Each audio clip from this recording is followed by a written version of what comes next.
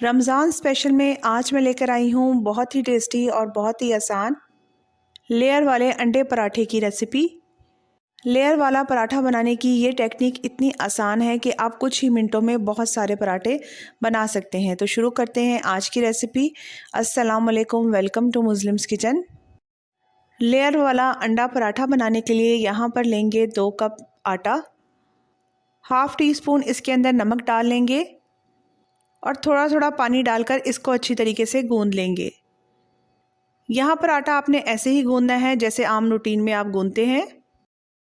यहाँ पर आटे की जगह मैदे का भी इस्तेमाल कर सकते हैं। आटा जब गूंद जाएगा तो इसको कवर करके रख देंगे 10 मिनट के लिए।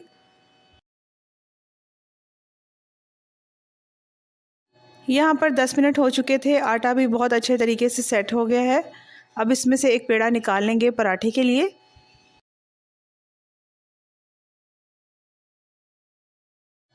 और इसे बेलकर एक बड़ी सी रोटी तैयार कर लेंगे। जब रोटी तैयार हो जाएगी तो इसके ऊपर ऑयल लगा देंगे। यहाँ पर आप घी का इस्तेमाल भी कर सकते हैं या चाहे तो बटर भी लगा सकते हैं। ऊपर से थोड़ा सा खुश्क आटा भी डाल देंगे। इसके बाद इसकी कटिंग करेंगे।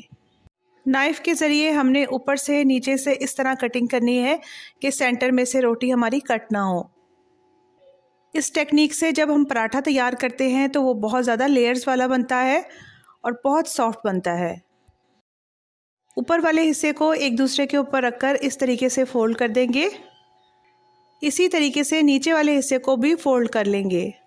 इस तरह से लेयर वाला पराठा बनाना बहुत आसान होता है। बस एक बार प्रैक्टिस करने से आपको ये बहुत अच्छे तरीके से आ जाएगा।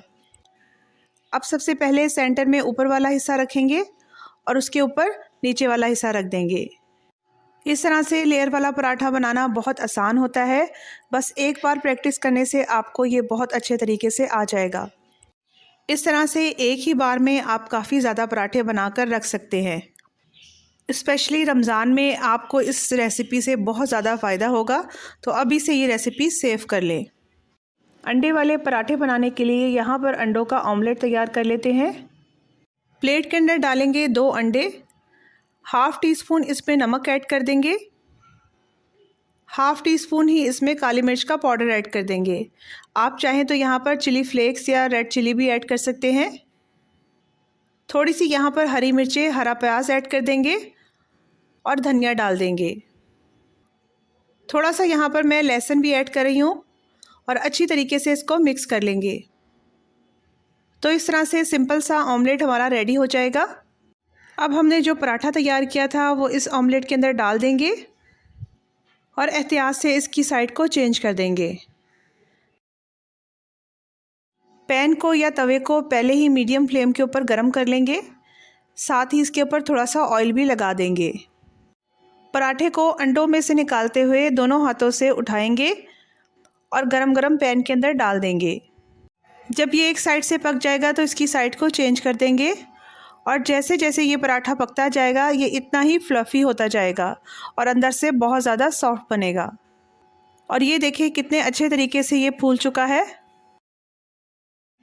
इसके फूलने से इसके अंदर की जो लेयर्स है वो इसी तरीके से अलग अलग हो जाएंगी।